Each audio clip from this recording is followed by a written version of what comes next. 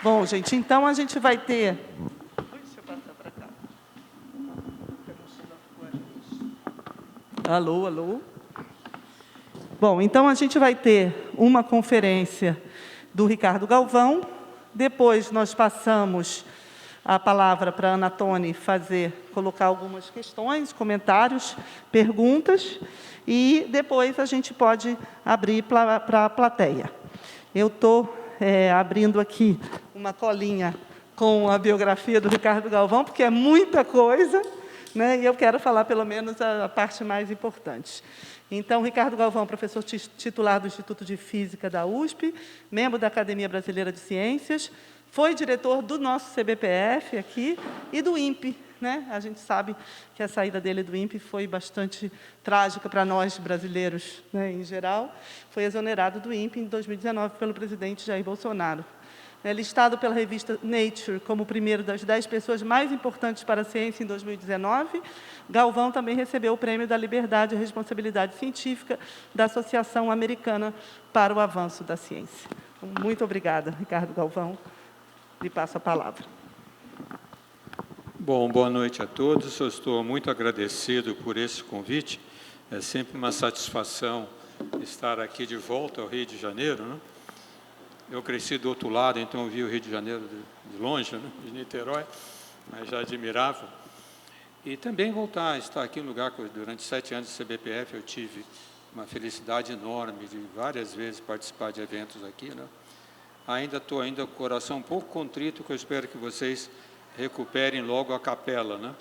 Porque quando aconteceu o incêndio, eu era diretor do CBPF e olhando pela janela cheguei a chorar, porque eu lembrei-me que a última cerimônia que eu tinha estado lá foi a missa em homenagem ao José Leite Lopes, que tinha falecido, né? O corpo exposto. Então, espero que a universidade consiga os recursos, né, para que nós vejamos essa capela, esse palácio maravilhoso recuperado novamente. Bom, nós vamos falar um pouco hoje sobre... Eu apresento, deixa eu ver aqui se eu sei apresentar. Aqui está.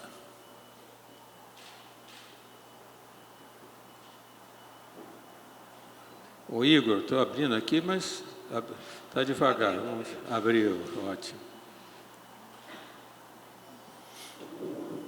É que ele é um pouquinho lento mesmo. Lá em São Paulo nós dizemos que é lerdo.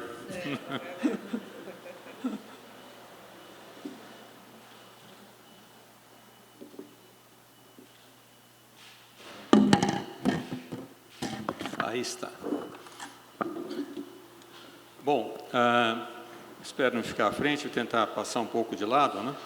Nós vamos falar hoje, então, sobre... Não vou tanto mencionar só a questão do meio ambiente, mas em função do período que nós estamos passando, falar um pouco sobre a ciência e políticas públicas no atual cenário negacionista, né? Nós começamos antes de falar sobre a questão negacionista, e é uma pergunta que sempre ocorre: por que nós estamos enfrentando isso? Não sei quantos de vocês conhecem esse livro, do Shun Otto, um jornalista americano, escreveu um livro muito interessante, que chama-se The War on Science. E ele eu extraí só essa menção que ele fala: parece haver uma erosão da posição e compreensão da ciência e da engenharia entre o público. As pessoas parecem muito mais inclinadas a rejeitar os fatos e evidência hoje do que no passado recente. Então, o livro dele é para discutir por que acontece. É interessante, não concordo com tudo que ele diz, mas é um livro muito interessante. Mas vou colocar 5 razões, talvez, por que isso aconteça. E começo, como todos nós fazemos, cientistas, primeiro reconhecer os nossos próprios erros, né? O primeiro, naturalmente, tem uma falta de inteligência de metodologia científica e má comunicação de resultados científicos. Já vou falar um pouquinho sobre isso. Temos exemplos de má conduta por pesquisadores, às vezes erros propositais, dados enganosos, etc., né? Tivemos acidentes dramáticos associados a erro grosseiro por parte de cientistas.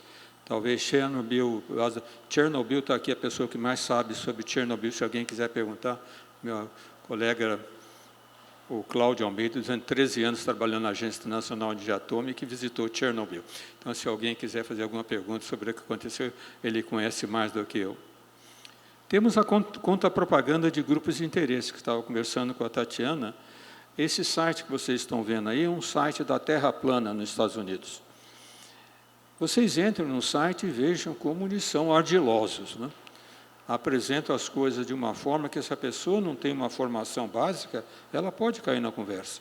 Às vezes nós vemos alguns cientistas ser um pouquinho grosseiros, até quando vão contra uma pessoa que pensa em terra plana, mas tem que ter um pouco de paciência, porque isso acontece.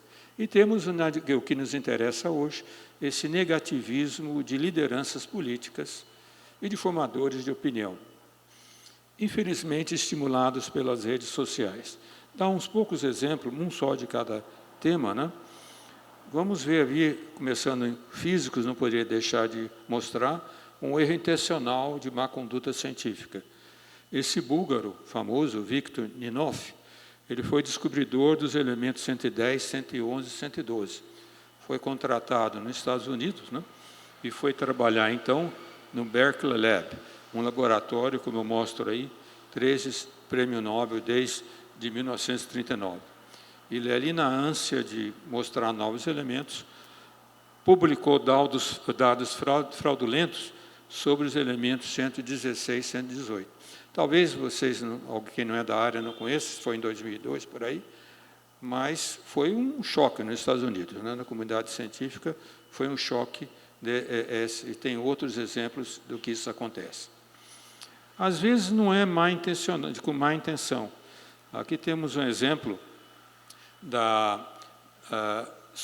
que veio dessa pesquisa da Covid. Esse artigo foi publicado há um ano atrás, um pouco mais de um ano atrás, que mostrou que, na ânsia de publicar resultados diante de uma emergência, né, talvez muitos resultados tenham saído sem a avaliação por pares como devia.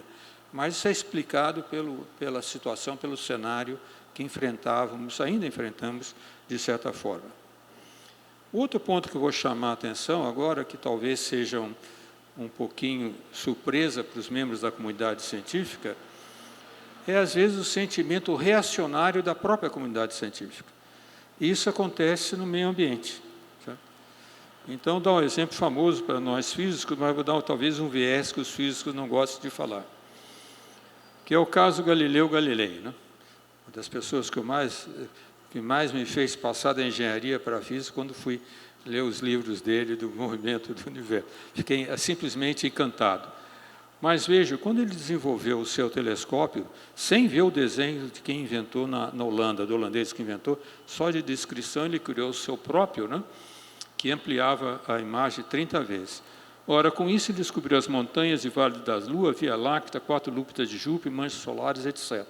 Se estivesse vivendo no nosso tempo, cada um desses achados seria um prêmio Nobel, talvez teria 4 prêmios Nobel, né? Além de outros. E aí a história que nos conta é verdade, que depois de publicar esse livro, que eu li, Sidérios Núncios, né, ele foi condenado pela Igreja Católica por confirmar a teoria heliocêntrica. Né? O que não tinha nunca sido chamado a atenção, e fui aprender durante o doutorado, porque o meu orientador de doutorado era um italiano, Bruno Coppi. Um italiano conhecido, aliás, primo do Coppi, famoso Coppi, corredor de bicicleta na Itália. E ele contou um pouco mais a história, né, que eu não tinha ideia. O que acontece, na época de Galileu, a igreja, não só a igreja católica, mas, por exemplo, foi antes também no Islã, a comunidade científica era muito ligada à igreja. Aliás, as primeiras universidades da Itália foram universidades religiosas, né? Então, a comunidade científica estava mais ou menos inserida na igreja. E ele falou que teve também uma pressão da própria comunidade científica, e eu não acreditei muito nele, né? Até que ele mostrou isso que eu fui ver. Isso daqui é uma carta de Galileu a Kepler. Ele diz: meu caro Kepler, gostaria que ríssemos da notável estupidez do rebanho comum. Está falando da academia, né? O que você tem a dizer sobre os principais filósofos desta academia, que estão cheios da teimosia de uma áspide? Sabe, a áspide é aquela cobra egípcia, né? e não querem olhar nem para os planetas, nem para a Lua, nem para o telescópio, embora eu tenha lhes oferecido deliberadamente a oportunidade 1000 vezes. Na verdade, assim como a aspe fecha os ouvidos, esses filópos fecham os olhos para a luz da verdade. Isso, infelizmente, acontece na questão do meio ambiente. Eu tenho colegas que, inclusive, começaram a fazer um mestrado, quando eu saí de Niterói por INPE, em 1970, comigo, que, às vezes, ainda contra-argumento contra o aquecimento global, sem usar resultados que nós sabemos da física, né? Inclusive a absorção dos gases de efeito estufa do infravermelho. Então, nós temos também na academia, eu não vou discutir muito sobre isso, mas posso falar depois.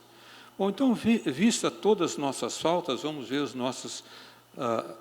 as nossas qualidades e as lutas que temos pela frente, quando temos esse cenário que temos que fazer de ciência e política científica responsável em um cenário em tempos de negacionismo. O importante é nós sabermos, tem chamado a atenção, desde que eu tive embate com o Bolsonaro, acho que já dei mais de 200 palestras em várias universidades, em vários lugares. O importante é nós termos a consciência que nós não vamos ter, nesse século, um desenvolvimento sustentável e socialmente justo sem políticas públicas fortemente ancoradas no avanço científico e tecnológico. E a população tem que entender isso, certo? Se não tivermos, nós não vamos, não basta ter política, temos que ter a população entender isso. E aí que vem o negacionismo. Eu tive a grande satisfação de ter participado de um evento desse Aspen Global Congress on Scientific Thinking and Action, que também participa a Natália Pasternak, do Instituto Questão Ciência. Eu tenho as duas referências, está no YouTube, quem quiser ver um pouco sobre isso. Inclusive, eu posso deixar o PDF da apresentação, quem quiser copiar depois. A satisfação minha foi participar num debate com a Mariette de Cristina. A Mariette de Cristina, por mais de 10 anos, a editora-chefe da Scientific American. Ela agora é professora, chefe de departamento da Universidade de Boston, de jornalismo científico, né? Muito, muito interessante a conversa com ela, eu aprendi muito. E ela chamou uma questão sobre um ponto que eu já sabia, mas que ela colocou de uma forma bastante contundente. Ela diz o seguinte: a revolução digital e as mídias sociais mudaram substancialmente a forma de comunicar a ciência. Existe uma expectativa geral de que os resultados e avanços da ciência possam ser rapidamente comunicados sem argumentos com muita profundidade.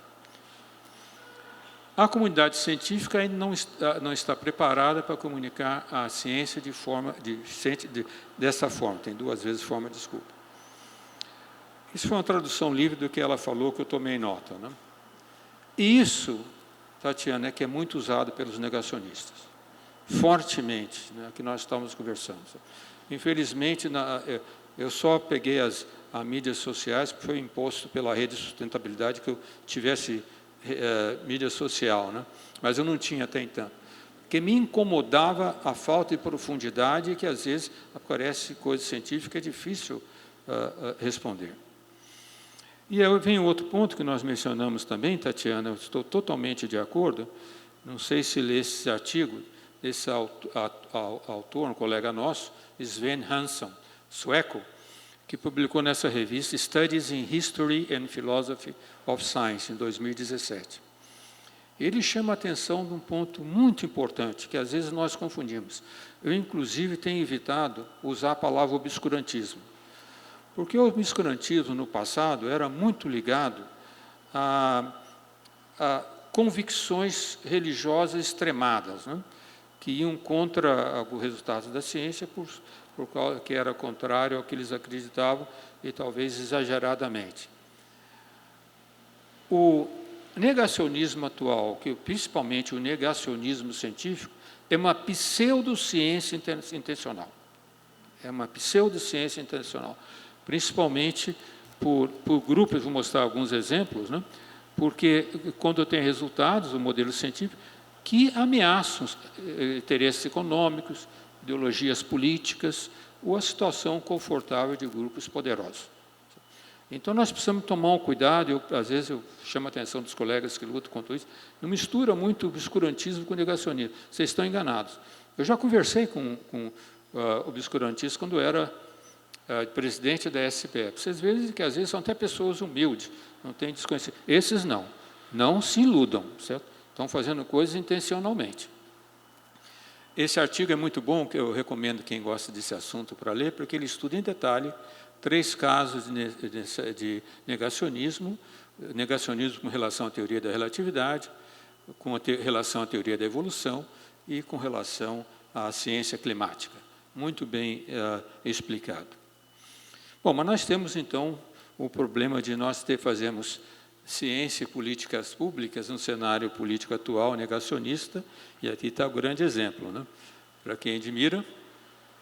Esse foi antes, então, Tatiana, que eu estava mencionando, antes da posse do presidente Bolsonaro, que ele deu essa declaração junto com o chanceler Ernesto Araújo, né, que as mudanças climáticas não passavam de um complô marxista. Isso teve uma repercussão enorme, e se vocês se lembram no debate que eu tive na G1 com o ministro Ricardo Salles, eu tive que aguentar antes do debate 1 hora dele tentando me convencer que toda a academia era dominada pela esquerda, certo? Que por isso que e aí foi terrível, né? Foi difícil. Mas isso daí repercutiu, né? E está em vermelho, vocês não conseguem ler, mas chamar a atenção sobre a questão do INPE. Eles dizem aí que essa atitude do governo, olha, antes de tomar posse, podia minar fortemente o protagonismo que tinha o Brasil em questões climáticas. Em 2015, tivemos o Acordo de Paris, né? Depois do Acordo de Paris, eu não vou mostrar aqui para não tomar muito tempo, houve um artigo muito interessante publicado por pesquisadores da Universidade de Harvard, Universidade de Colômbia, um até me escreveu, dizendo quais as medidas que os países teriam que tomar para cumprir o que tinham prometido no Acordo de Paris com relação ao monitoramento das florestas. E eles dizem, outros países também fazem o monitoramento das suas florestas usando satélites. Cita explicitamente a China e a Austrália. Mas nenhum com a qualidade e com a abertura pública, divulgação pública que faz o Brasil. E diz, eu inclusive conclamo a todos para copiar o sistema PRODES do INPE.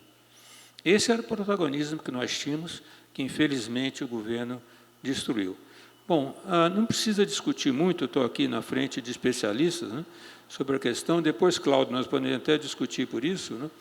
Está o relatório, não penúltimo relatório do IPCC sobre mudanças climáticas, foi em agosto do ano passado, tivemos o último agora, né? Então, nós temos aí a evolução da temperatura da Terra.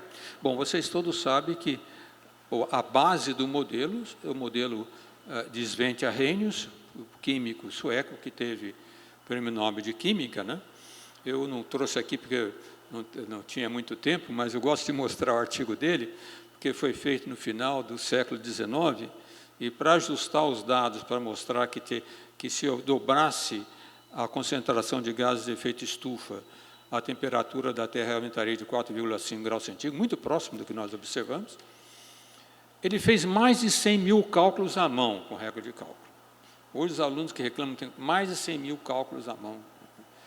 O artigo foi considerado bom, mas não dá muita importância, até que veio o Guy Callendar, que era um engenheiro ferroviário britânico, na década de 30, 1932, tomou a medida de 147 estações mundiais e mostrou que a temperatura estava realmente crescendo juntamente com a concentração de gases de efeito estufa. Os modelos que prevêem aumento de temperatura dão essas manchas que vocês veem aí, que tem muito. O IPCC não faz cálculo. O IPCC ele avalia dados já publicados, é isso que eles fazem de uma forma qualitativa. E eles usam, eu acho que atualmente, da ordem de 30 e poucos modelos climáticos, alguns diferentes, com físicas diferentes, né? O mais importante desse modelo é que a base do aquecimento global, nós que somos físicos sabemos, né?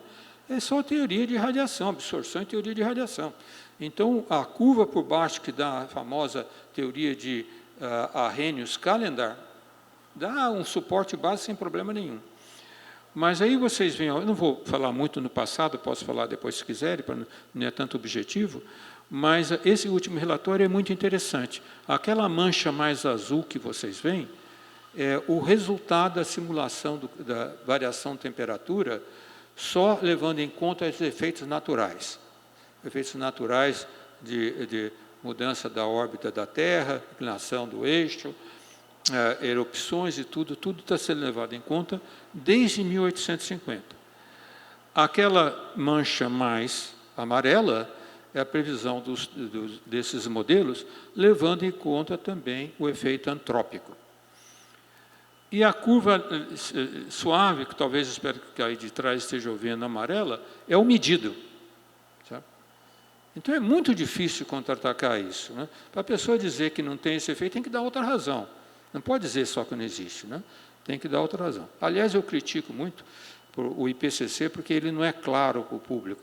O problema é que o público sempre tem de entender isso, o que significa temperatura média global, mas nós podemos falar sobre isso.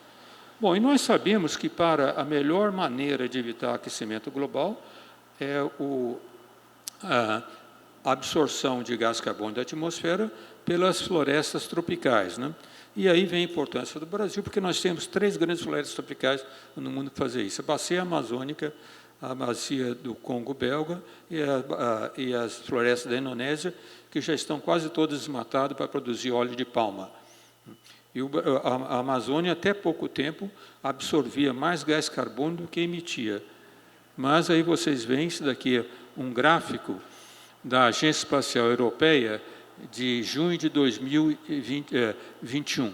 Essas manchas que vocês estão vendo aí é o corte, desmatamento da Amazônia a cada 5 anos. Então, começa 2001 a 2005, está aí, 2001 a 2010, 2001 a 2015. Então, vocês veem que, no final, tem todo esse arco, né, que é o chamado arco do desmatamento, que devemos nome também a professora da UFRJ, nesse arco de desmatamento ou desmatamento. E aí vem, o que está acontecendo nesse arco de desmatamento? A temperatura média já é da ordem de 2,5 graus maior que o resto da Amazônia. 2,5. Então, não é futuro, já estão observando. Né? A água no solo já diminuiu cerca de 30%. A umidade do solo, 30%. E o período de seca está durando de 3 semanas a mais que no resto da Amazônia. Então, temos várias... Então, essa questão da Amazônia é nossa sobrevivência, né, Tatiana? Bom, mas aí vamos passar, para não ficar muito em meio ambiente, para voltar à parte da ciência. Nós sabemos que tem os Objetivos de Desenvolvimento Sustentável da ONU, e esse ano nós estamos no ano da ciência para o desenvolvimento sustentável, né? Foi declarado pela ONU o ano da ciência para... E nós, da SBF, até vamos publicar um livrinho sobre isso para os candidatos. E aqui tem um artigo interessante do escritório de aconselhamento científico, né, da ONU, sobre o que precisa para desenvolvimento sustentável. E essa frase deles é muito importante. O desenvolvimento sustentável é o desafio mais apavorante e desafiador que a humanidade enfrenta em toda a história. E ele chama a atenção que esse desafio não vai ser enfrentado se não tivermos uma interação muito forte entre quem faz políticas públicas e que é produzido cientificamente. É isso que nós temos que nos conscientizar. Mas será que só no Brasil nós temos isso? Infelizmente, não é verdade, né? E outra coisa que eu gosto de falar, esse negacionismo não é um privilégio da direita, tem também na esquerda. Negacionismo sai fora desse... Eu fico um pouco irritado, às vezes, quando as pessoas tentam colocar, dar um matiz político, uma questão que existe amplamente, né? Aí tem um trabalho muito interessante feito nos Estados Unidos por esses 2 autores. Eles pegaram resultados gerais alguns resultados científicos, mas aí ele está falando sobre emissão de carbono principalmente, né? E apresentaram vários resultados para políticos republicanos e democratas nos Estados Unidos. E eles tinham apresentar os resultados, qual era o problema, eles tinham que dizer se aquilo estava certo ou não o resultado. Todos eles da esquerda, lá não tem esquerda, não existe Estados Unidos, mas republicano ou democrata, todos, quase a maioria, melhor dizendo, foram contrários aos resultados que, mesmo certo, eram contra o que eles pensavam, os seus interesses. Sabe? Então, isso não é uma questão só brasileira. E essa pressão do governo sobre resultados que nós enfrentamos, também tem nos Estados Unidos. Aqui foi um levantamento da União de Cientistas Preocupados, não sei se traduzimos assim, Union of Concerned Scientists, né, que eles fizeram uma pesquisa, uma enquete, com 7.000 pesquisadores de centros do governo americano. Então, está vendo o Centers for Disease Control and Prevention, o Food and Drug Administration, a NOAA, que é muito importante, né? E todos eles disseram que sofreram pressões na divulgação de dados que eram contrários ao que o governo queria.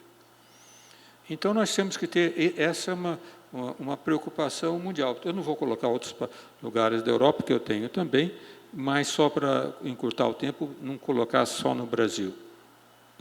Bom, o do Brasil, que a Tatiana perguntou, foi esse dia famoso aí, que talvez os dias que eu tive... Eu não tive o ataque do coração porque eu estava com a minha esposa ao lado, estava em Niterói, às 6 horas da noite, saindo de uma defesa de tese na Fluminense.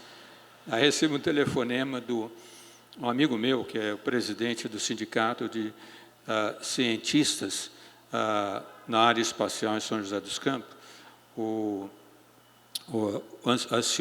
Acioli Cancellieri de Oliva, o irmão daquele nosso reitor que tirou a sua própria vida por pressão, né? Ele telefonou-me e disse: Galvão, não te preocupes que nós estamos fazendo já um movimento para defender o INPE, te defender. Eu falei, defender do quê, né? Sabe? Aí um aluno da Fluminense me trouxe a folha, eu li, e realmente eu tive que sentar porque eu quase desfaleci, né? Mas só fui ver a apresentação muito mais tarde, fui para a casa do meu irmão, em Itaipu, pude ver a praia um pouquinho, me acalmar na praia, né?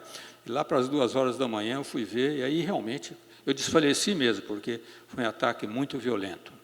Não só ao INPE, mas à ciência brasileira. Bom, e por isso, essa foi a razão, me perguntaram, eu trago, porque me perguntam, que eu reagi tão fortemente. Eu contei, depois posso contar mais detalhadamente, porque esse é um ataque que vinha acontecendo ao INPE desde que o governo tomou posse. Desde janeiro, eu entendi perfeitamente que se não houvesse uma reação forte, que subisse a imprensa, eu não conseguiria barrar a ação do governo contra o INPE, né? É claro, eu reagi e, naturalmente, eu fui demitido, né? Mas essa ação, que estava conversando, Tatiana, não é uma preocupação do governo atual só contra o INPE, né? Tem outras questões do meio ambiente. Nós temos o famoso no ICMBio, né? Isso daí saiu no Deutsche Welle, a proibição de publicação de artigos sem que tivesse um superior, que é, sei lá, um oficial da Polícia Militar, dizendo se o artigo pode ser publicado ou não. É claro que várias instituições, todo mundo trabalhando no exterior, sabe que os artigos, às vezes, são submetidos a clearance. Isso não está errado, né? Mas a maneira tem que ser feita dentro do procedimento correto, metodologia científica. E temos também, na questão da epidemia, né, tem essa citação bastante, grande amiga Natália Pasternak, contando todo esse problema que nós estamos passando atualmente. Eu coloco isso em contradição com essa grande primeira-ministra Angela Merkel, que quando ela saiu, a Nature teve a preocupação de fazer um comentário sobre ela, a preocupação que ia ter com relação à ciência. Por acaso, eu tenho, no nosso grupo na USP, tem 2 alunos que fizeram doutorado, que trabalham em Garching, na Alemanha. E o supervisor de um deles, que eles fazem pós-doutoramento, né, durante o mandato da Angela Merkel, foi chamado 5 vezes para discutir questões de política pública que ele ia tomar com relação à energia, principalmente quando foi a questão da energia nuclear. Sabe? Não tomou, talvez, a medida que eu gostaria, mas consultava. Isso mostra um governo que tem preocupação com a ciência quando formula políticas públicas. Nós, no Brasil, nos preocupamos com isso, né? Temos aqui o famoso trabalho que fizemos, não sei se o Bevilacqua lembra, nós fizemos em 2018, na academia, Projeto Ciência para o Brasil. Eu lembro do Luiz Davidó, falando, não, agora nós vamos mostrar para os candidatos, eles vão pelo menos ler alguma coisa. Não foi como o livro azul de 2011, que ninguém leu, né? Mas não leram, né? Atacamos todos esses problemas, falamos da biodiversidade, tudo, está muito bem, a área espacial, inclusive, tá, e ninguém leu nada, né? Não deram mais. Isso que nós temos que reverter, Tatiana. Nós temos que reverter a atuação da ciência nas políticas públicas. E qual foi a consequência? A consequência está aí nesse gráfico, e eu faço questão de mostrar esse gráfico. Parte dele, a curva principal, foi o colega de vocês, que me forneceu, né? E para mostrar que não tem nenhum, fazer apologia política de nenhum lado, tem os governos que cobrem esse gráfico. Lula, Dilma, Temer e Bolsonaro. Vocês estão vendo a evolução do orçamento do MSTI, né? Desde 2009 até 2022. Aquela flecha vermelha que tem para cima, que está caindo, o IUDEU, que tem aquela flecha verde que leva o orçamento para cima, grande foi o IUDEU, colocou com a nossa esperança. Nós lutamos muito, no SBPC, a BBC, para mudar o regulamento, a lei do FNDCT, e para ter aquele grande avanço, mas, infelizmente, tivemos esse bloqueio, acabamos de ter uma tristeza, essa é uma tristeza também, Tatiana, que tivemos nessas últimas semanas, né? Mas eu chamo a atenção que também não é só o decréscimo, vocês precisam de ver que, às vezes, políticas públicas erradas também têm. Então, vocês têm no governo Lula, caiu um pouquinho, depois subiu, já quando entrou o governo Dilma. No governo Dilma, subiu, mas cuidado, esses losangos que vocês veem aqui é o Ciências Sem Fronteiras. Eu sou um crítico de Ciências Sem Fronteiras, certo? Não a ideia, mas como foi implementado.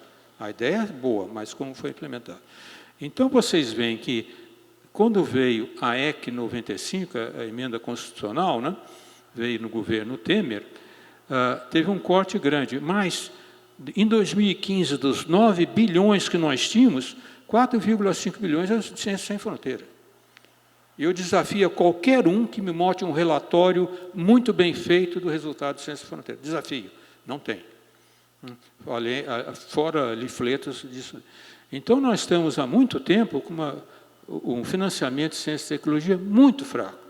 Isso é muito preocupante e nós temos que certamente lutar, a classe científica conclamando a todos, né, para que nós lutemos contra isso no próximo governo.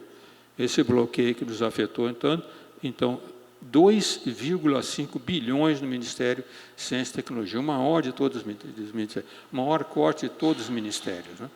Isso é muito preocupante e nós temos que lutar fortemente para isso. Mas uma maneira de lutar, viu, Tatiana, outra vez, e a Nature. Não sei quantos de vocês assistiram esse podcast da Nature, muito bacana, eu acho que tem 3 ou 4 apresentações, mas o principal é stick to science when science gets political. Certo? Então, nós temos que, mesmo fazendo a política, nos amarrarmos na ciência. E os cientistas estão fazendo, agora fazer um pouquinho de propaganda, né, do movimento de grandes amigos, estamos lutando. Não sei quantos de vocês conhecem os cientistas engajados. Cientista engajado, o movimento começou em São Paulo, com essa senhora ali, que é da USP, faz pós-doc, a Mariana Moro, mas em 2018 já começaram, a ideia é colocar o máximo possível de cientistas na ciência, em cargos, principalmente legislativos, de qualquer partido. Não tem aí nenhum patrulhamento partidário. Qualquer partido, desde que a visão seja de defender a ciência. Tem aí pessoas importantes, vocês certamente conhecem o Walter Alves Neves, né, o Paulo Artacho, Eduardo, o Paulo Sadiva, etc. A Mariana foi candidata em 2018, deputada estadual, mas não conseguiu, né? E nós fizemos mais movimento além disso, né? Então, aqui até botei teu nome, Tatiana. A Tatiana assinou comigo, o manifesto que assinamos também, de educação e ciência para reconstruir o país. foi um manifesto de pré-candidatos, eu acho que tem uns 30 assinaturas ou mais, né? Ex-reitor, 3 reitores, etc. Aliás, eu acho que o documento foi estimulado pelo Sérgio Rezende, mas ele não assinou. Né? Tenho a impressão que ele não assinou. Muito bem. Então, diante disso, só para terminar rapidamente, e os programas de governo, que nós estamos no ano de eleição, será que já estão levando em conta essas questões, meio ambiente e ciência? Será que já estão fazendo isso? Infelizmente, não temos muitos programas. E outra vez, vocês me perdoem, não quero dar conotação de nenhuma apologia partidária política aqui. Vou mostrar os resultados só como dados. O primeiro, como não tem o programa do Bolsonaro, mostrar um programa da direita, dos militares, que é esse projeto de Nação Brasil em 2035. Eles têm um capítulo sobre ciência e tecnologia. Tem um capítulo longo sobre ciência e tecnologia, que se nós formos ler na área de ciência, muitos de nós vão concordar com a maior parte dos tópicos. Certo? Temos, no PT, infelizmente, ainda não tem um programa feito. Tem as diretrizes para discutir em todos os partidos, que eu estou mostrando aí, e escapou por relação partidária também, muitos viram. Né? Mas, infelizmente, não toca ciência, tecnologia e meio ambiente como deveria. Então, estou conclamando a todos que podem atuar com esse grupo que insistam para a inclusão da ciência e tecnologia nos discursos. Não está ainda, está muito fraco. Esse daqui, o PDT, então, do Ciro Gomes, está muito bem feito. Esse realmente está... Eu acho que ninguém da academia seria contrário ao que está dito aí. Certo? Está muito bem feito. Esses programas fazem várias propostas, eu não vou entrar em todas elas, não vou mencionar recuperação das CAPES, para não delongar, para mostrar o último, mas a SBF, nós fizemos, o Conselho da SBF, um grupo que vai publicar um livreto, nós chamamos Ciência para o Desenvolvimento, a Física para o Desenvolvimento Sustentável, mais para a Física, mas nós estamos excluindo várias coisas da ciência. E uma preocupação fortíssima que nós temos, não é só o meio ambiente e a ciência, mas a educação. Porque nós temos que implantar agora o BNCC, a Base Nacional Curricular Comum, que é muito preocupante, a maneira que está e estamos atuando. Esse livro deve ser, na próxima semana, vai ficar disponível na internet. Então, aqui eu coloco a nossa principal sugestão. O primeiro é o delineamento de uma organização desejável para as instituições de pesquisa, universidades, etc., mas aí estávamos pensando principalmente nas unidades de pesquisa do MCT. Tem muitas são boas, mas não feitas de uma forma que, na nossa opinião, deveria ser integrada e lógica, evitando superposição. Então, isso nós teríamos que estudar. Né? E que nós temos também, e o importante disso, e veio aí mencionei o Bevilacqua numa reunião que eu tive com ele, participamos do grupo de trabalho no MSTI uma vez, né? Os nossos grandes projetos não são bem discutidos como deveriam na comunidade. Não são. Então, por exemplo, durante 7 anos, fui do comitê da comissão da Biteluz, no Campinas, fazendo o Síncron. Então, trabalho espetacular, eu tenho muito orgulho do que eles fizeram. Mas tudo discutido sem apresentar ser uma discussão profunda como deveria. Só por exemplo, foi feito lá um laboratório de produção de álcool de segunda geração. Se vocês forem ver a proposta que teve, 2 folhas e meia de um term paper em inglês, nada mais que isso. Tá? Investiram muito dinheiro. Quem tem experiência, todos nós, muitos de vocês já passaram no exterior, eu também trabalhei no exterior, o nível de discussão é muito mais profundo, muito mais profundo. Você levanta isso está faltando, e está faltando um protagonismo maior, na minha opinião, do governo chamar a ABC para discutir essas coisas. E nós chamamos a atenção para a questão da construção de uma agenda científica para a inovação industrial, etc. Como eu já avancei muito, eu vou terminar com a mensagem. Eu estava pensando, vinha para o Rio de Janeiro, semana passada, estava passando uns dias em Caraguatatuba, né? e não pude, minha andada de bicicleta toda manhã, sai 5 e pouco da manhã, né? Com essa visão do alvorecer na praia em Caraguatatuba, eu resolvi dar essa mensagem para você terminar. Que em janeiro de 2023 tenhamos um alvorecer semelhante em nosso país, com a luz penetrando a escuridão negacionista com suavidade, mas, repetir suavidade, mas pujantemente. Então, obrigado a vocês pela atenção.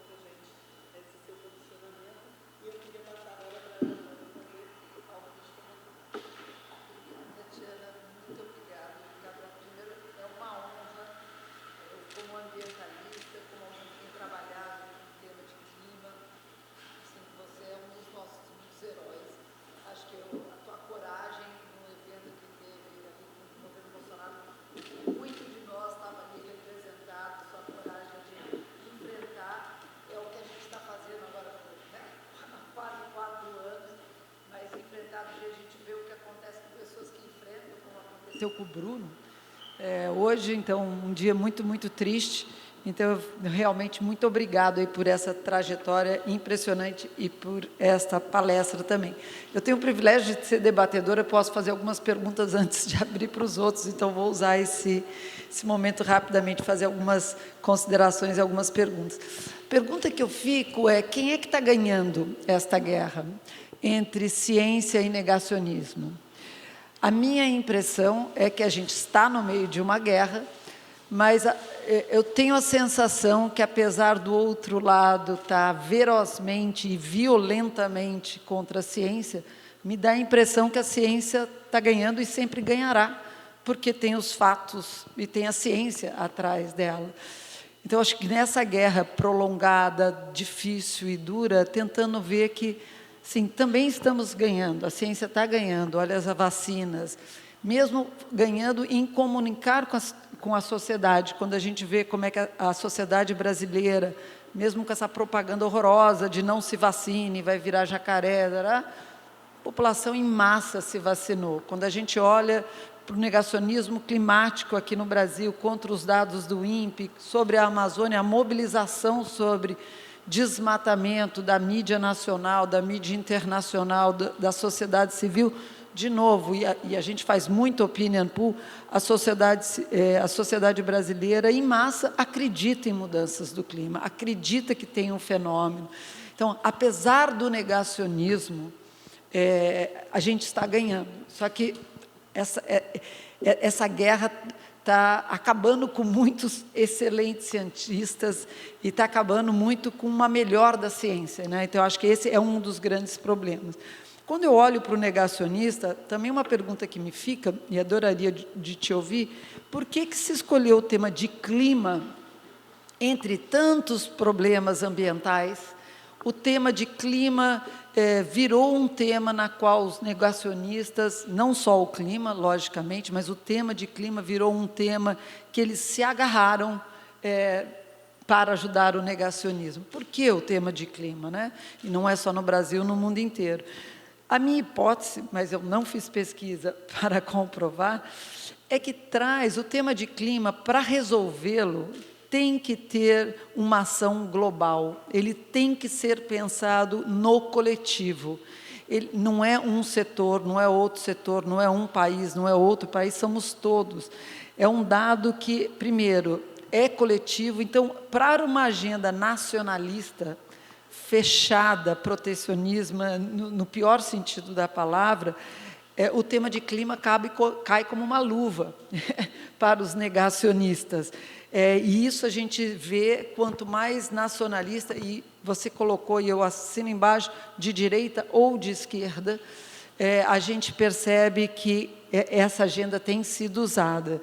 Agora, essa é uma das perguntas, se é um nacionalismo que tem trazido, e somos, imagino, todos também, não, patriotas nacionalistas brasileiros, acima também de tudo, como lidar com uma agenda nacionalista, não globalista, como aquela pessoa comentava, né, o Ernesto Araújo, mas, ao mesmo tempo, olhando para como lidar com um problema global através dos acordos multilaterais, né, que estão sendo agora combatidos. Então, acho que nós temos, sim, um problema de como trazer a agenda de clima para uma agenda nacional, estadual, territorializada e falar outras linguagens, né? E aí o tema de comunicação, que foi muito bem colocado, e eu quero entrar um pouquinho nele, é muito importante.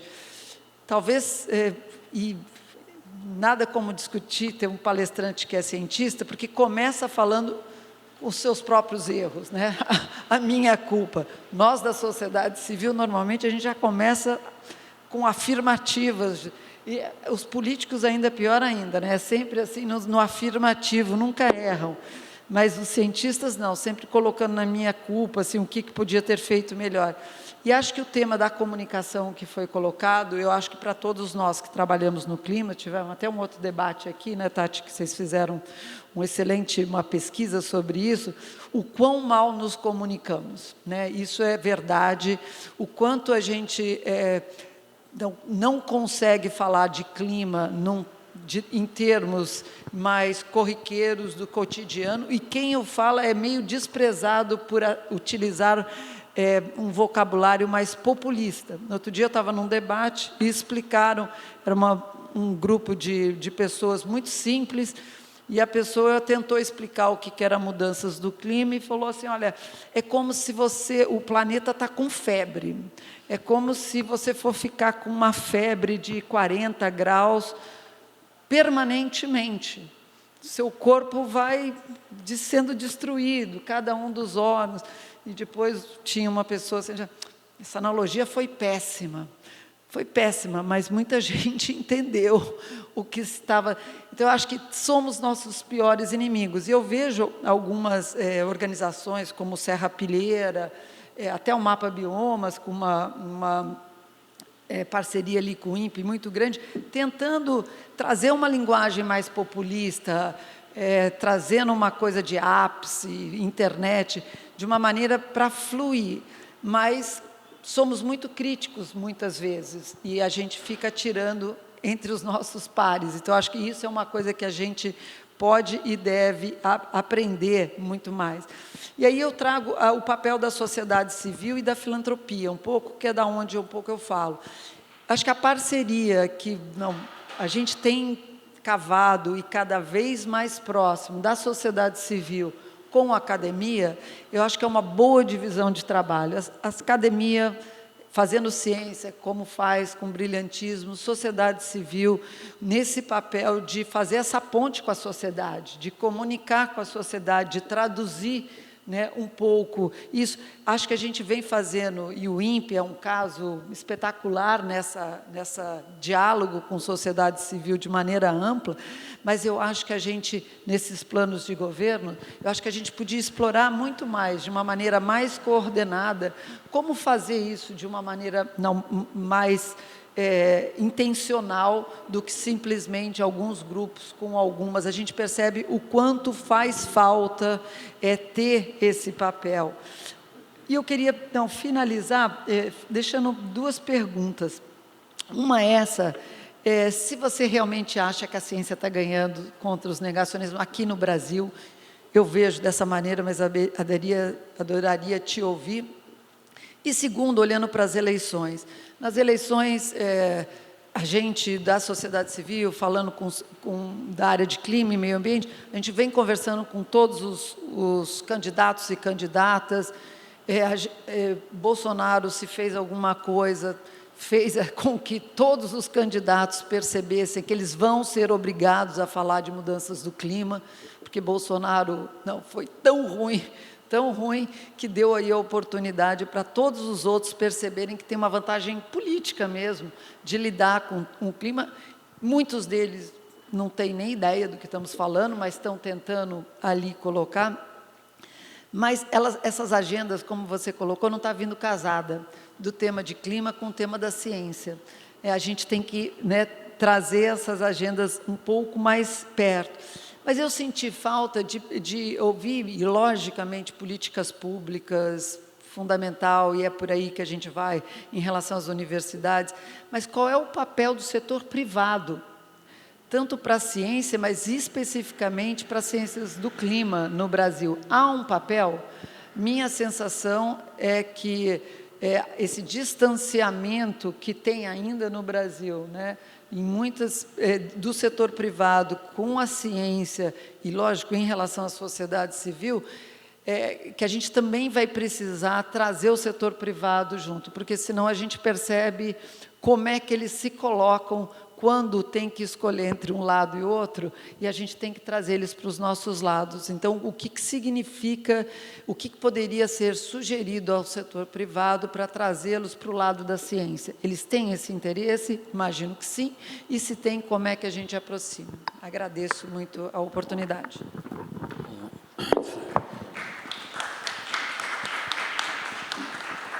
Bom, obrigado por tuas considerações. A pergunta é importante, né? Primeiro, fazer um caso geral. A ciência sempre venceu, né? Nós temos casos, por exemplo, da famoso, de todo lado, matemática, né? Da Hipácia de Alexandria, né? No ano 300, ela foi uma grande cientista, matemática, até astrônoma, né? Até que ela teve embate, esqueci se era alguém religioso importante, e ela trabalhava na biblioteca, né, e depois arrastada pelas ruas, e por inveja principalmente, porque os filósofos da época a consultavam. Arrastada, foi morta, né, mas o que ela fez passou para a história. Quem o fez foi esquecido. E tivemos muitos casos que não cabe aqui perguntar, né. Mas dá um exemplo direto para o nosso país, né. Tatiana falou de alguns prêmios que eu recebi, mas o maior prêmio não foi uma medalha. Eu, depois de ter o embate com o presidente Bolsonaro, aí depois saí do INPE, eu voltei para a USP, e aí já não tinha mais um apartamento em São Paulo, então fiquei no apartamento do meu filho em Moema e ia para a USP, geralmente de bicicleta, não sei quando estava chovendo. Então, quando estava chovendo, ia de metrô e invariavelmente me parava no metrô, muita gente parava. Até que veio uma senhora na minha direção com o celular, pensei que ia até tirar a foto, não, ela veio e falou, passar melhor. Ela falou, professor, eu queria agradecer pelo que o senhor fez. Eu falei, porque uma senhora até, talvez um pouco mais nova aqui, uns 10 anos. Eu falei, por quê? Ela falou, porque eu sou paulistana, nasci em São Paulo, para mim a Amazônia sempre foi um matinho no norte do país que não tinha nada a ver com a minha vida. Ora, o que aconteceu me fez abrir os olhos, e eu quero dizer ao senhor que no meu trabalho, na minha paróquia, eu tenho grupos de trabalho em defesa do meio ambiente. Então, a população reagiu. Teve reações e teve reações positivas, e eu sou muito feliz de ver muitos alunos que reagem, e temos no caso, claro, da pandemia, né? Eu acho que a pandemia serviu realmente para trazer essa importância da ciência, as pessoas estão percebendo muito mais. E nós vamos ter que agir cada vez mais. Temos, é claro, que melhorar a nossa forma de diálogo, né? Mas dependemos também, o que nós não podemos, de maneira nenhuma, estou repetindo isso em todo lugar que eu falo, independente dos nossos matizes ideológicos, políticos, não podemos votar, a população não se justifica votar em políticos negacionistas, seja que partido seja. Eu tive no norte, numa cidade, Rio Preto da Eva, no norte de Manaus, não sei quantos de vocês conhecem, com a televisão holandesa, fez uma matéria espetacular sobre toda a Amazônia, não só a Amazônia brasileira, os 5 países da Amazônia, dos 9, né, inclusive no Suriname, e fomos ver um desmatamento em uma queimada em Rio Preto da Eva.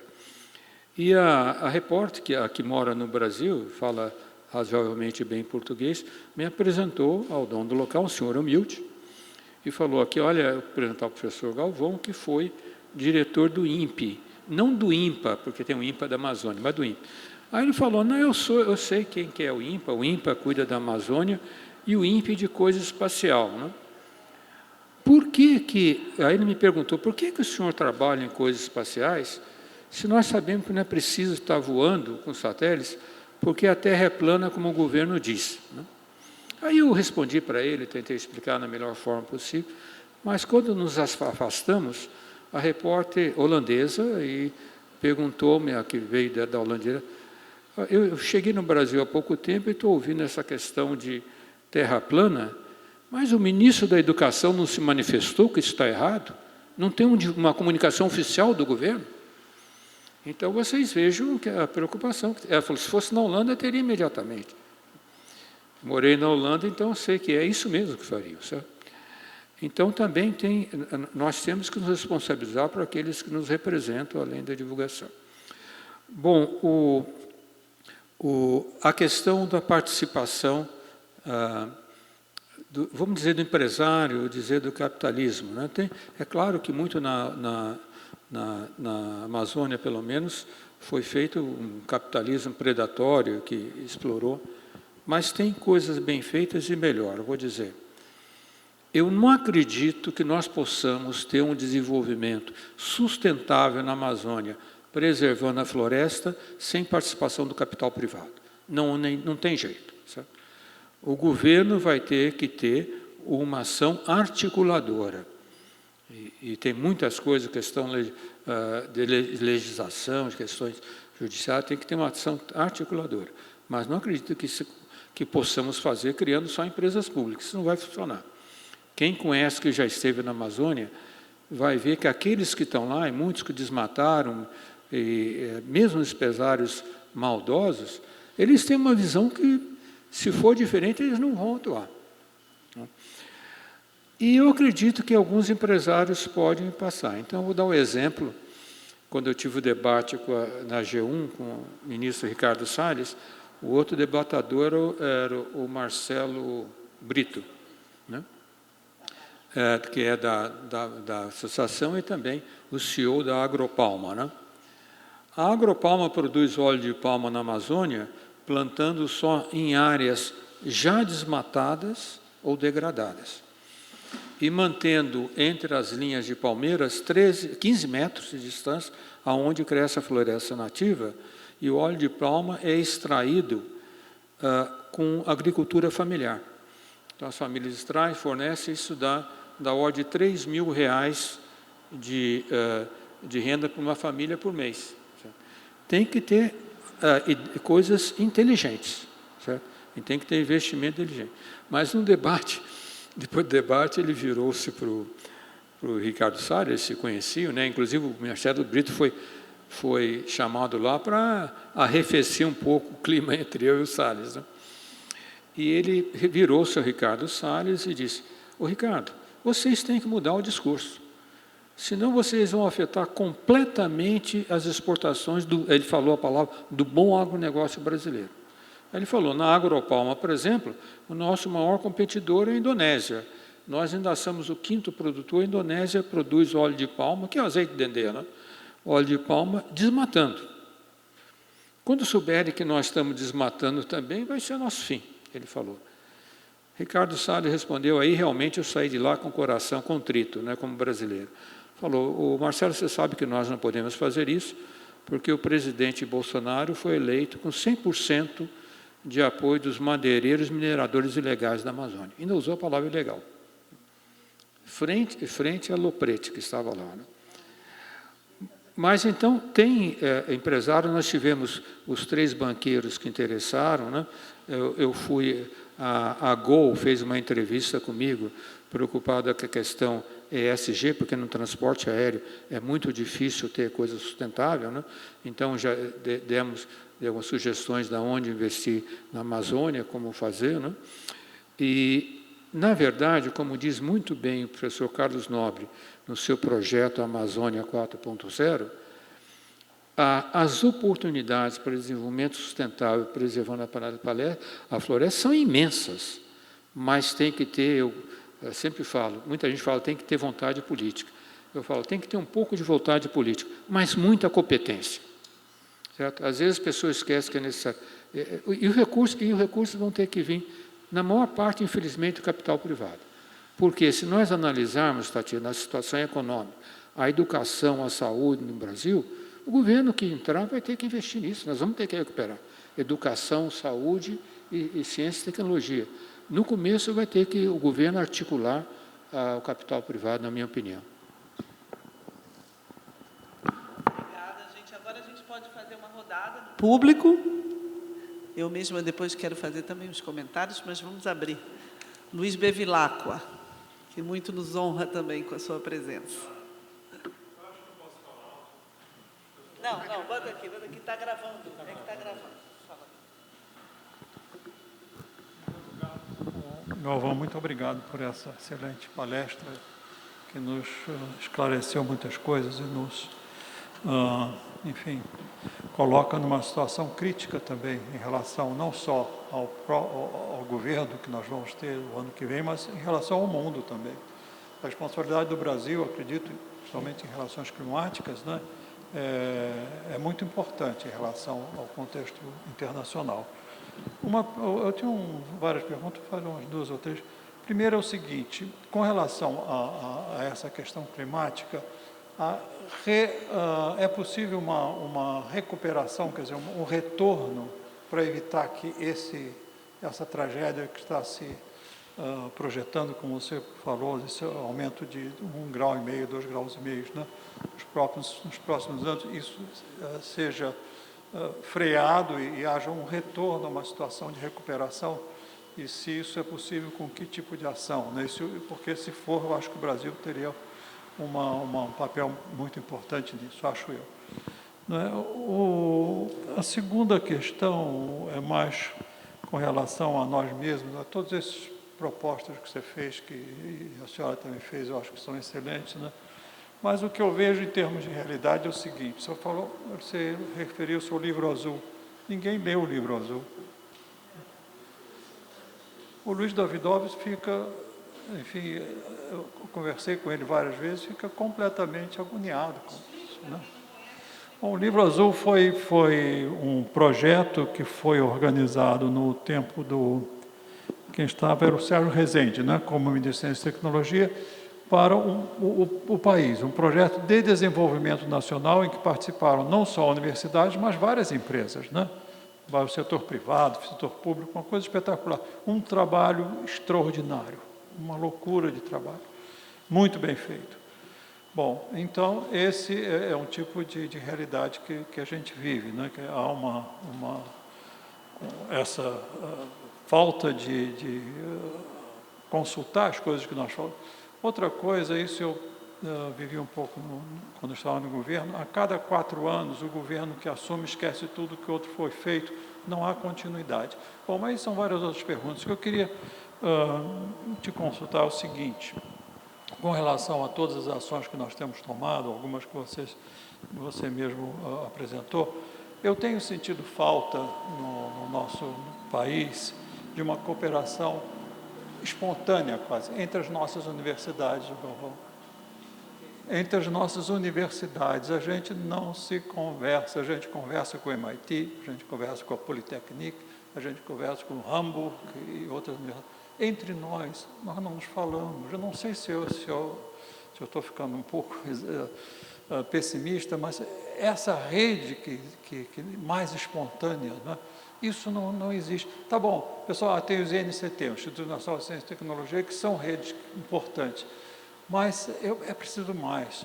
Um estudante da UFRJ, de engenharia que eu conheço, né, se ele sai no 3º ano e se transfere para a USP, ou vice-versa, ele tem que fazer praticamente todos os cursos, porque nós não reconhecemos os cursos que são dados nas nossas próprias universidades.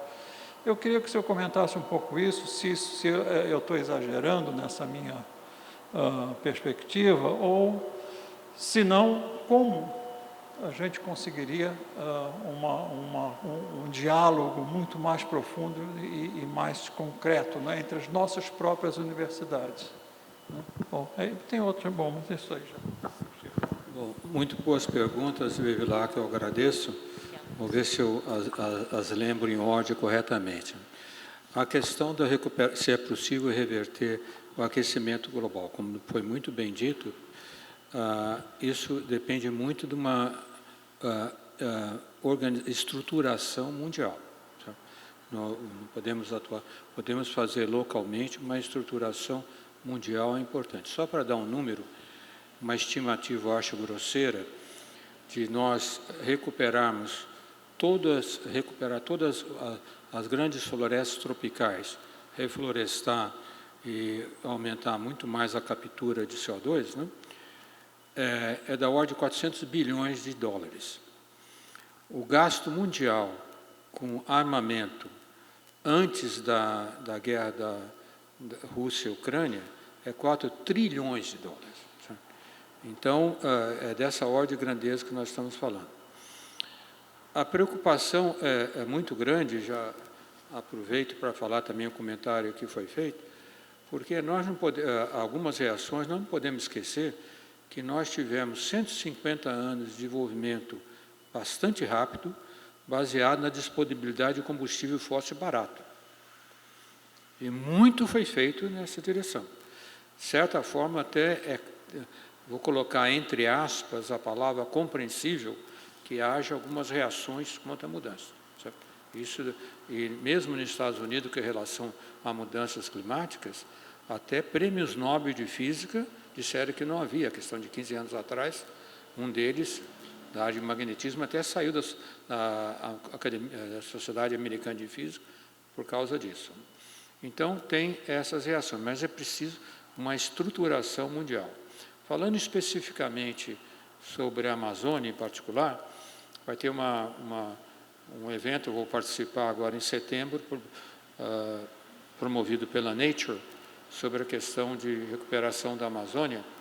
Eles me telefonaram a questão de uma semana atrás, pedindo para indicar alguma pessoa que eu não conheço, até vou pedir para o Carlos Nobre ou Paulo Artacho, de outro país panamazônico que vai participar. Né?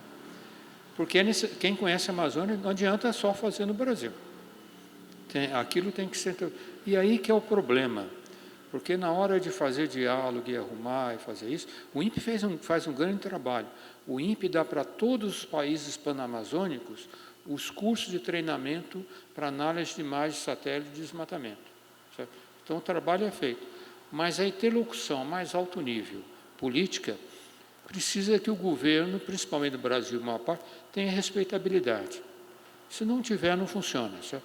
Tem que ter vontade e tem que ter respeitabilidade. No caso da Amazônia, nós sabemos, o Carlos Nobre sempre diz, que se a Amazônia for desmatada, ele, Lovejoy, mais que 20%, a Amazônia toda, não só a brasileira, a transição para uma savana é irreversível. Essa irreversibilidade ainda é discutida, tá? Não é inteiramente comprovada, depende um pouco de modelos. O primeiro trabalho que ele fez foi feito baseado num modelo que já se sabe que não era muito bom, né?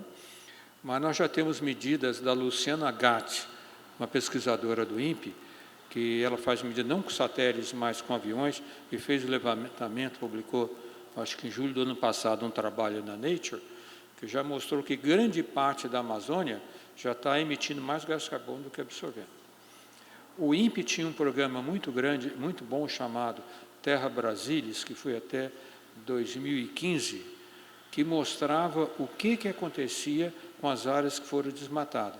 Boa parte é regenerada, não é muito, mas eu não me lembro, 20%. Mas os recursos para fazer isso, o governo não deu mais, o que é uma pena. Sabe? No caso da Amazônia, nós temos que, o próximo governo tem que ter uma atitude fortíssima, assertiva, posição assertiva, de coibir o desmatamento e incentivar o reflorestamento, inclusive com participação de capital privado. O governo fez uma coisa, não vou criticar o governo todo, começou a fazer o Congresso uma coisa razoável para regulamentar a crédito de carbono. Precisa de fazer mais, mas começou na direção certa. É preciso que tenha investimento para isso, né? Nós temos, sem falar no mundo todo, a Amazônia nós temos que recuperar por causa do regime de água para nós, isso não tem a menor dúvida, né?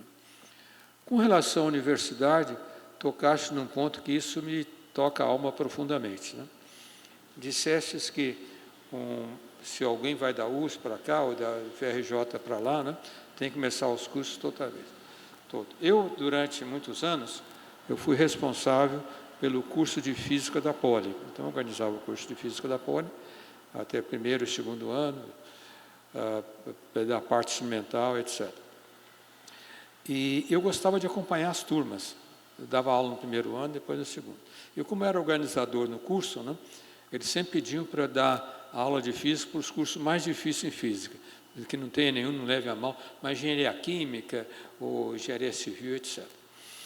E eu peguei uma turma de Engenharia Química uma vez, e tinha uma menina que, espetacular, ótima. Eu acho que ela se formou em terceiro lugar da turma, e ela era de São José dos Campos. Então, como ia para a USP toda segunda e voltava à sexta, a encontrava no ônibus, né?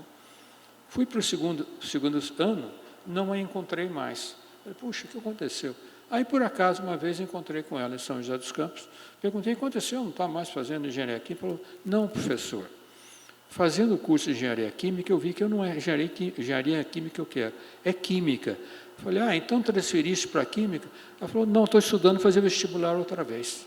Na melhor universidade do país.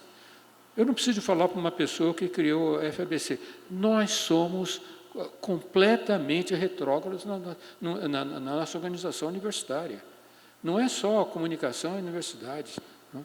Nós somos reacionários. Certo? E, às vezes, quando critica a universidade brasileira, muitas das críticas têm razão de ser. Certo? Nós não temos a visão moderna de como deve ser o ensino, certo? E como deve ser a comunicação. Agora, a comunicação entre as universidades, eu defendo pelo menos os físicos. Os físicos de todas as universidades se interagem, são todos irmãos, certo? Mas as engenharias são mais difíceis, viu, Bevilacqua?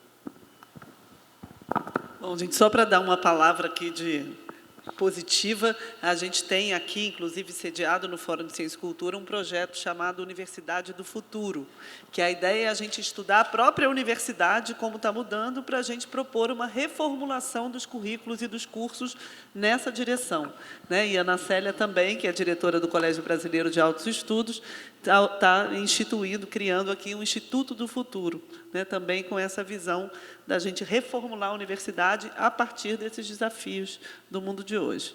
Ana, quer falar?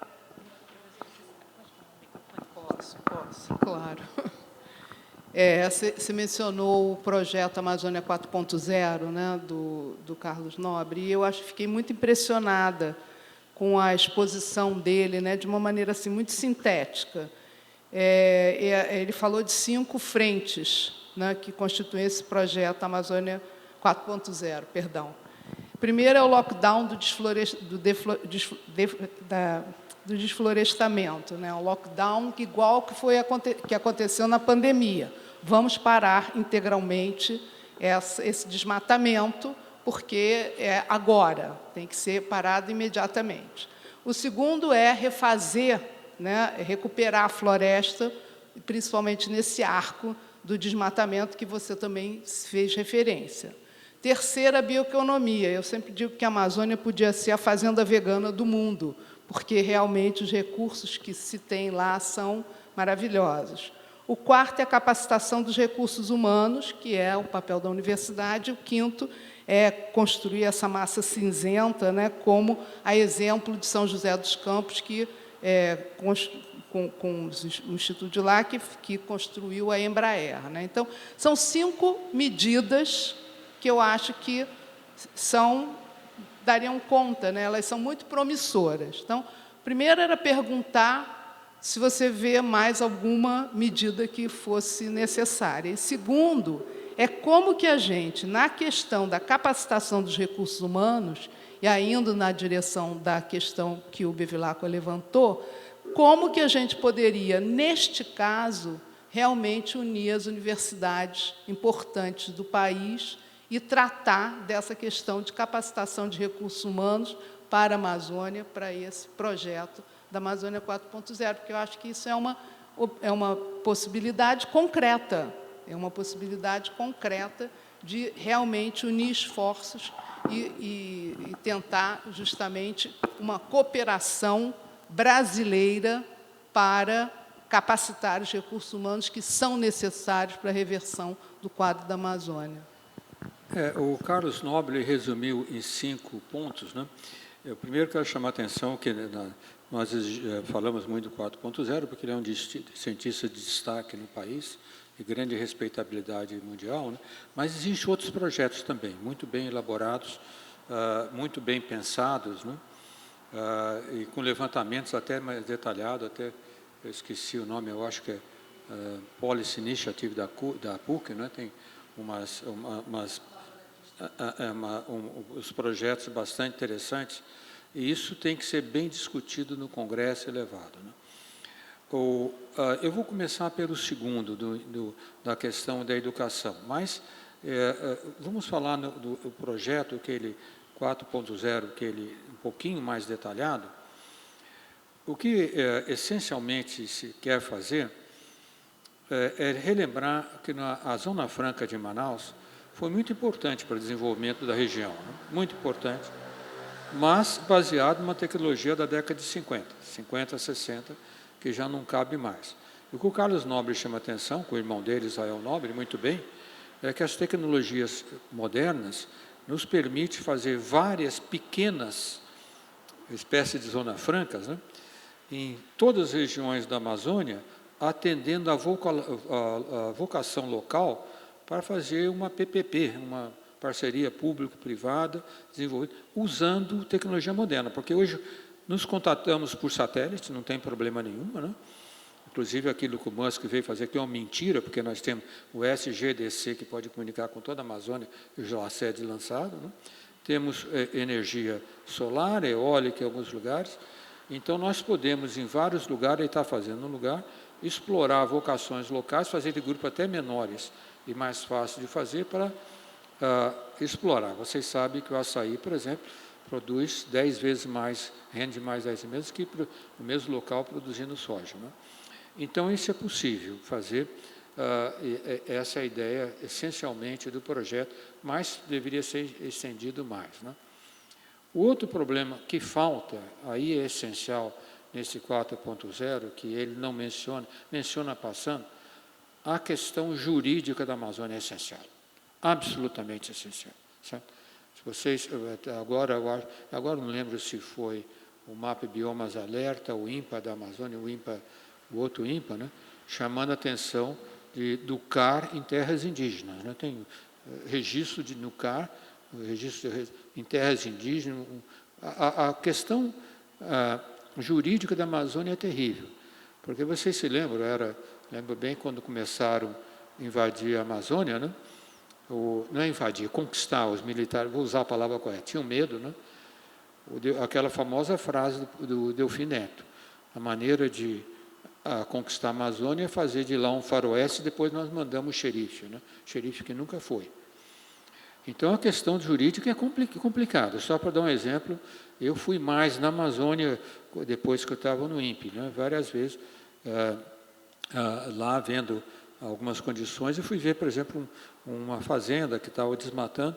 O sujeito me mostrou, falou assim: olha, professor, nós temos muito interesse de vender madeira legalmente, mas custa 10 vezes mais para mim legalizar do que vender diretamente. 10 vezes mais. Certo? Então, nós temos problema, temos que reconhecer isso. Certo? Os processos de legalização têm que ser facilitados. As questões de posse de terra, isso eu acho que o Carlos não toca tão profundamente como eu tenho visto em outras propostas ao analisar. Sabe?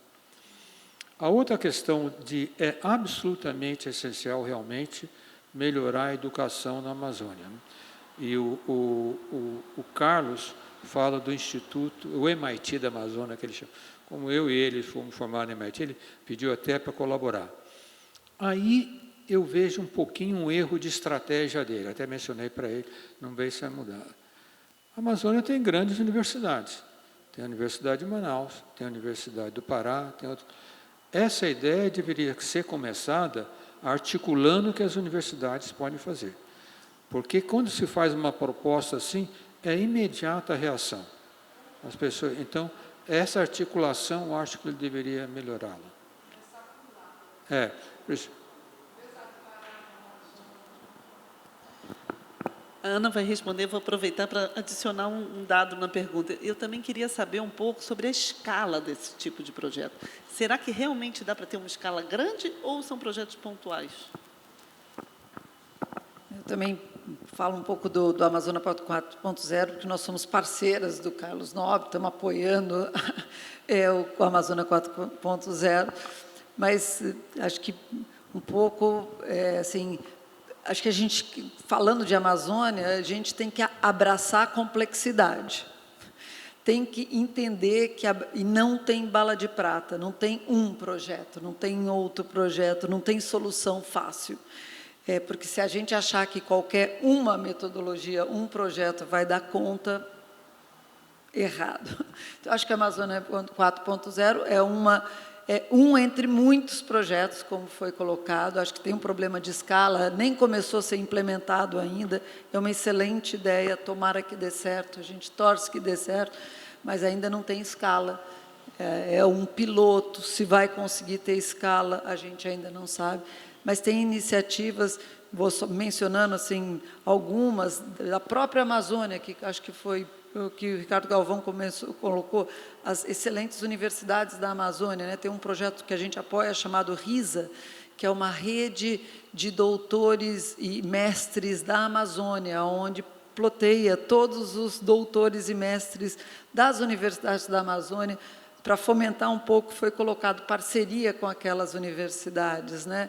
Tem aí o Amazônia 2030, né, que PUC do Rio, mas também Beto Veríssimo do Amazon está ali falando. Tem um outro chamado Legal, que é dos cientistas políticos da Amazônia, das redes da Amazônia. A FAPESP agora, né, tem todo um projeto, que, se não me engano, foi 100 milhões de reais, com matching funds para virar 200 milhões, que é um projeto da FAPESP com as universidades da Amazônia. Então, assim, tem muitas iniciativas, e como eu acho que isso é muito importante, que eu acho que, finalmente, não só as universidades do Sudeste, que algumas delas já tinham abraçado, mas a sociedade brasileira tem que abraçar a Amazônia, não, junto com os amazônidas, e dando a eles o protagonismo, né, para a gente não ter um duplo e eles reclamam bastante, né? Ali o pessoal da Carlos Chagas, que vem fazendo um trabalho fantástico. Então, acho que tem muito desse da gente abraçar e fortalecer as universidades da Amazônia como prioritárias, logicamente em parceria com cientistas de todos os lados. E só para quando perguntou se dá tempo, né, de reverter, tem para quem trabalha com clima, acho que a gente já vai lidar. Vamos ter que nos adaptar. É impossível o planeta não aquecer muito. Uns lugares mais, outros lugares menos. Então, assim, é impossível. É quanto. E quanto de sofrimento vai ter até que a gente encontre soluções. E alguém um dia colocou para mim, Deus pode até perdoar, as pessoas até perdoam, a natureza nunca. Então, uma vez que a gente poluiu, a gente vai ter que lidar com essa poluição e sofrer junto. Não tem jeito, né? Tem mais duas perguntas. Sim, então vamos fazer as duas, pode ser? Ela fala em seguida assim. Para a gente poder, porque senão vai ficar. A gente vai passar. Obrigada a vocês. Boa noite. Meu nome é Larissa, eu sou coordenadora lá na Casa Fluminense. A gente é uma organização aqui do Rio que atua com debate de políticas públicas, enfim, pensando na redução das desigualdades. Eu estava observando, professor, no início da sua fala, eu queria fazer uma pergunta bem pontual, que é como é que... É isso, a gente está num contexto, né, que é isso, sem censo, a realidade em termos de dados, né, a produção de a gente estamos aqui para defender políticas públicas baseadas em dados, né, em evidências, assim, ainda mais com esse governo a gente precisa, né, repetir esse mantra muitas vezes. Mas a gente hoje tem uma realidade que, principalmente quando a gente vai olhar, é isso, a nível local, a nível dos municípios, que é essa ausência, grande parte desses dados. A gente está, na verdade, produzindo política pública, né, tipo, cegamente hoje. Então, como é que boa parte das soluções que a gente tem visto, e é isso, a gente procura produzir um debate sobre políticas públicas a partir da participação social, a partir de uma relação muito territorializada, né?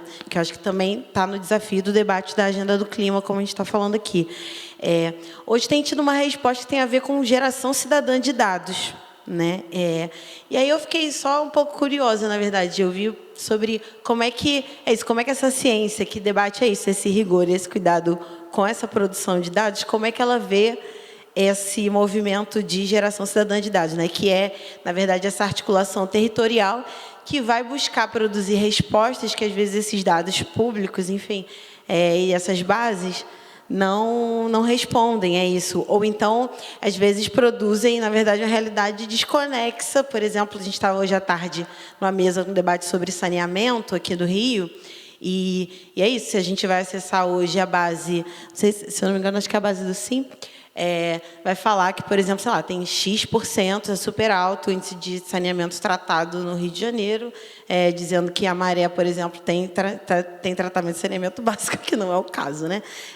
Enfim, só está na Maré para você perceber.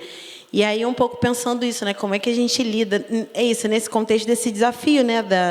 Do negacionismo, enfim, do desafio de buscar comunicar a partir de dados, confiáveis, sim, que falam sobre essa realidade, mas entender também que outros caminhos a gente tem para correr quando faltam os dados públicos, né, para fazer o debate de política pública. Enfim, era isso. Eu gostaria de fazer uma pergunta. Eu sou Maria Lúcia, sou da Comissão de Meio Ambiente da ABI, que foi formada nessa nova direção da ABI. E eu queria saber, dentro da visão de vocês, quais seriam as principais possibilidades hoje, entendeu, em termos de reverter o tipo de exploração para manter a floresta em pé? Seria a agrofloresta? Seria outros tipos de iniciativa de desenvolvimento? A gente sabe que nós temos uma diversidade enorme em termos de plantas, que os índios conhecem profundamente. Eles fizeram um trabalho juntamente com o Jardim Botânico, que mais de, não sei, 300 e tantas espécies, e fora o que não deu ainda entrar no livro. Quer dizer, existem muitas possibilidades, são coisas muito complexas, mas talvez algumas atividades que a gente pensa daqui de baixo, sem conhecer o ambiente, podem também levar a um tipo de degradação. Eu queria saber como vocês veem isso hoje.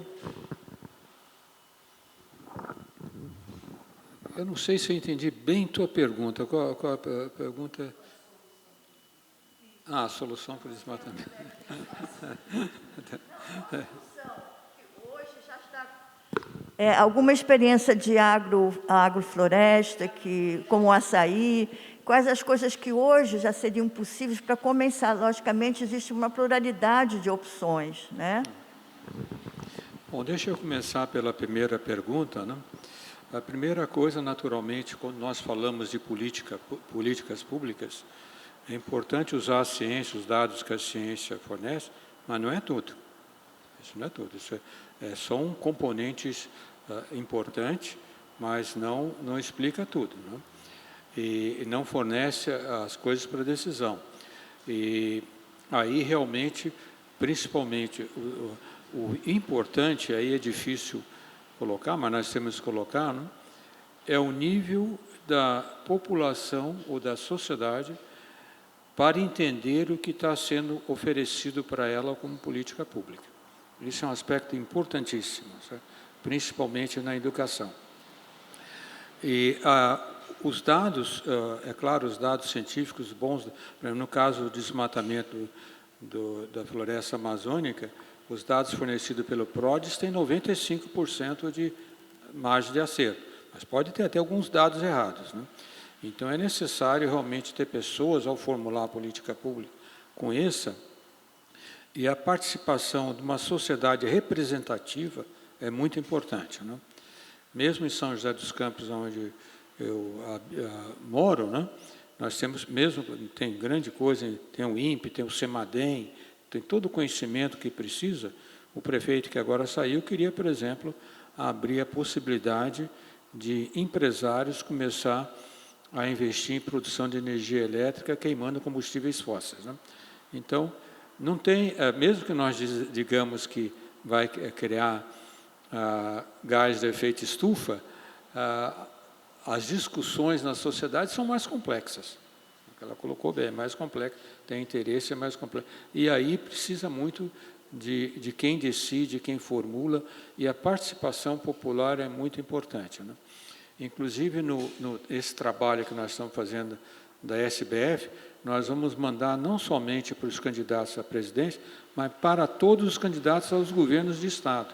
Às vezes nós ficamos falando, infelizmente, esse confronto que a sociedade está vivendo, né? Se é um lado, se é outro, né?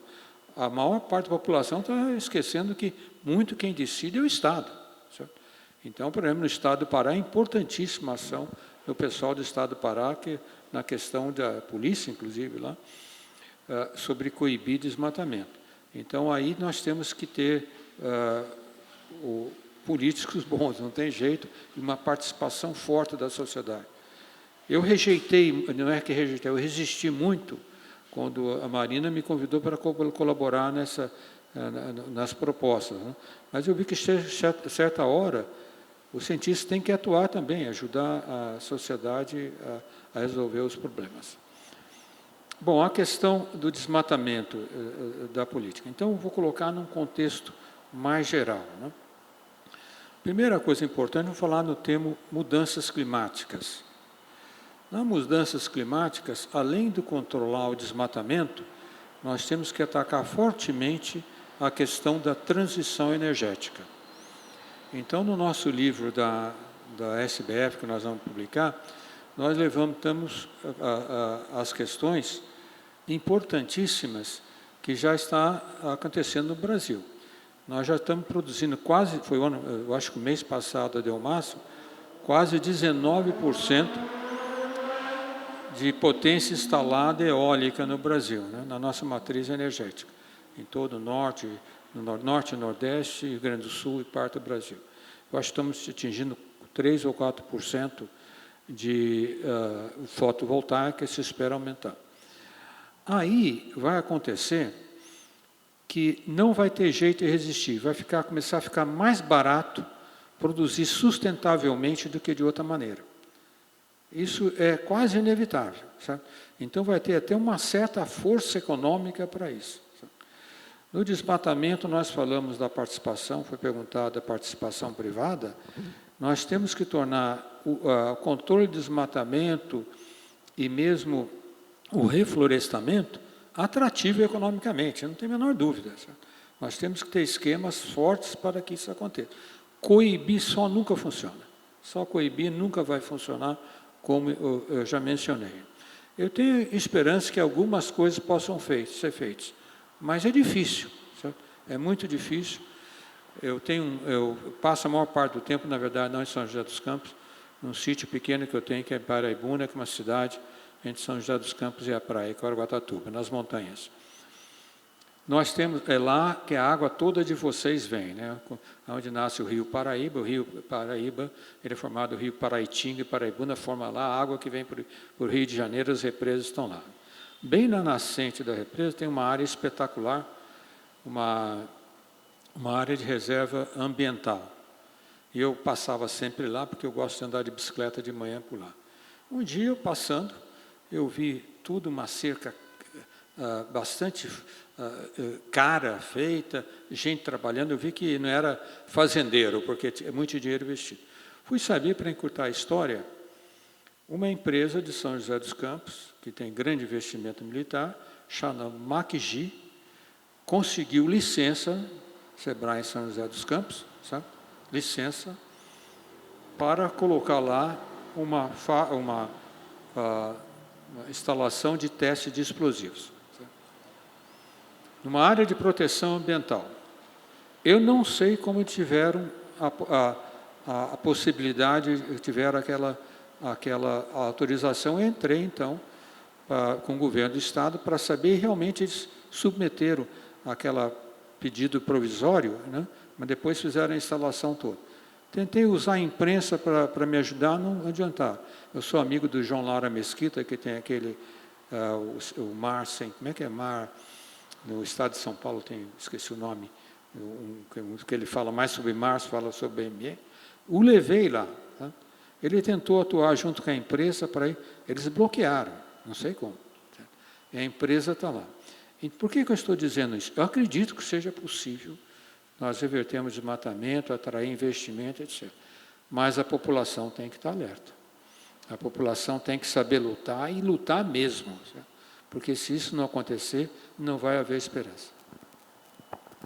Eu mesma queria fazer uma colocação também, depois, né, ver a sua reação, e se a Ana também quiser comentar. Eu acho, assim, né, e a sua palestra reforça essa visão, que está bem nítido que o lado de lá, né, esses que defendem o desmatamento, eles fazem isso em nome de um projeto que é um projeto político, econômico. Eles têm projeto. É um projeto assustador, aterrorizante, né? A gente fica dilacerado com até onde eles podem chegar em nome desse projeto. Mas eles têm um projeto. E eles sabem que aparelhar as instituições científicas com uma pseudociência, como você mostrou, é importante para fazer valer esse projeto. Por isso que eles estão vindo para cima mesmo do INPE, do IBAMA, do ICMBio, né, com essa protociência, porque eles sabem que isso é importante para conseguir fazer passar o projeto. Não é uma coisa só na base da força, tem uma estratégia de convencimento. Você citou bem, um dos negacionistas mais ardilosos que a gente tem no Brasil, eu considero, que é o Evaristo de Miranda. Você assiste a um vídeo do Evaristo de Miranda, você até fica um pouco... Se você não souber bem do que ele está falando, você se convence, porque é bem articulado, tem gráfico, tem número, tem dado, para convencer de que tem que continuar desmatando e de que as políticas de combate ao desmatamento são enviados de ONGs internacionais que competem com a agricultura brasileira. É a grande tese dele, que ele argumenta com essa linguagem da pseudociência. Então, eles usam o negacionismo, que eu concordo plenamente com você, que é uma pseudociência, não é anticiência, não é o obscurantismo, é uma pseudociência para fazer valer as políticas e um projeto econômico que eles defendem. Eu acho que, do nosso lado, a gente ainda não conseguiu plenamente associar a questão ambiental e climática a um projeto político e econômico. Eu acho que a gente não vai conseguir chegar onde a gente precisa chegar com essa pauta, se a gente não fizer isso. Porque o nosso projeto ele não pode ser apenas de defesa, não pode ser apenas de resistência, não pode ser apenas contra o desmatamento. Claro que a gente é contra, mas isso tem que ser parte do nosso projeto político e econômico. Por isso que é tão interessante, que eu acho que está circulando tanto essas ideias de Green New Deal, né? Um novo pacto verde. O que tem por trás disso? Tem uma questão filosófica, política, que é o quê? Primeiro, a associação com o New Deal, que é, da crise, transformar em projeto, transformar em desenvolvimento, né? Que foi o que, normalmente, a ideia que a gente associa com a ideia de New Deal, do Franklin Roosevelt, depois da crise de 29, da Grande Depressão, com planejamento, investimento do Estado, mas também um grande pacto, um grande acordo nacional, né, com trabalhadores, sindicatos, empresas, setor privado também tem que estar, universidades, todo mundo junto, transformar isso num projeto de desenvolvimento. O Green New Deal é o quê? É um aceno para essa ideia, né, uma rememoração dessa ideia, a partir do grande desafio do nosso tempo, que é diminuir as emissões, fazer a transição energética e combater as mudanças climáticas e, portanto, combater o desmatamento, defender a Amazônia, etc. Isso tem que ser um guia para um novo pacto. E esse novo pacto ele tem que ter um projeto econômico e um projeto político. Aí a gente ganha, que aí sim a gente é majoritário. Mas ainda falta, eu acho, juntar todas essas pontas. A gente não pode ser só aqueles que defendem, a gente tem que ser aqueles que vão para cima, que tem projeto, que ganha, que disputa a sociedade e ganha. Então, É melhor. Porque aí você fala e fecha. Bem rapidinho. Primeiro, assino embaixo no que você falou. A gente está num momento de resistência imenso. E mesmo antes desse governo, para ser bem verdadeiro, não era uma agenda de desenvolvimento. Era uma agenda de acabar com o desmatamento, mas nunca foi uma agenda de desenvolvimento para o Brasil. Temos essa oportunidade. É agora. Tem que ser um pacto da sociedade, que isso transformar, como eu falo, as vantagens comparativas do Brasil numa vantagem competitiva, abraçando a agenda do clima. Então, isso é fundamental, senão a gente vai perder, não tem jeito. Eu só queria mencionar que a gente quase que copiou uma teoria de mudança, e falando dali da Casa Fluminense, a teoria de mudança nos países europeus, elas funcionam. Você cria boa ciência, você fala com bons gestores públicos que vão pegar a boa ciência e tentar transformar em política pública, e as coisas andam. São países estáveis. Essa teoria de mudança não funciona nos países subdesenvolvidos. Aqui, a política e a economia têm que vir junto com a ciência. E a gente tem que dar esse leapfrog, de não é simplesmente produzindo boa ciência e falando com um político. Ele não vai, se não tiver pressão política das casas fluminenses, junto com os cientistas, não vai dar certo. Então, esse pacto da sociedade é o que a gente não tem e a gente realmente precisa para dar esse gancho. Então, só queria concordar aí com Tatiana. Obrigada. Obrigada, Ana. Então, Galvão. Bom, acho que quase tudo que perguntaram eu respondi. Eu só quero dar uma mensagem de esperanças, como eu falei, que aquele alvorecer seja o alvorecer do nosso próximo país, né? Do próximo ano para o país. Eu tenho bastante esperança que nós consigamos, porque, na verdade, nós temos uma comunidade científica ainda forte, apesar dos ataques, temos competência, mesmo no setor privado, tem alguns grupos interessados, sabem, inclusive porque sabem que, se não fizerem isso, pode ser a morte deles, né, no futuro. Então, nós temos que saber explorar isso corretamente. Temos que, claro, ter, como foi muito bem dito, esse projeto político, né? Aqui não estamos falando projeto político partidário, falando política em alto senso, né? De política, estratégia pública para o país, né? E esperamos que consigamos atuar, e o que é importante é que saber que nós, cidadãos, não podemos mais ficar acomodados, né? Temos que influenciar o máximo possível, trabalhar o máximo possível na direção certa para conseguirmos uma mudança que esperamos no país, não só no meio ambiente, mas o está me afligindo muito, a educação e a ciência também. Então, obrigado pelo convite e boa noite a todos vocês. Queria agradecer, então, demais a presença de vocês, agradecer a Anatone e, especialmente, ao Ricardo Galvão por essa magnífica fala e também pela sua coragem. Obrigada, Ricardo.